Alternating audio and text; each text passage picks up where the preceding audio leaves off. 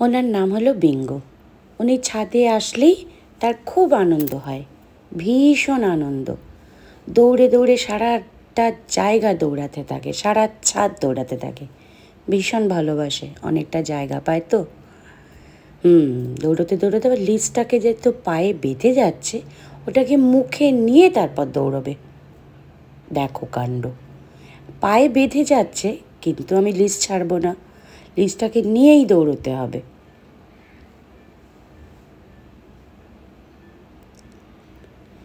এদিক থেকে ওদিক থেকে ওদিক, যেদিকে পারবে সেদিকে দৌড়বে। হাঁপিয়ে যাওয়ার কোনো ব্যাপার নেই কিন্তু আমাদের।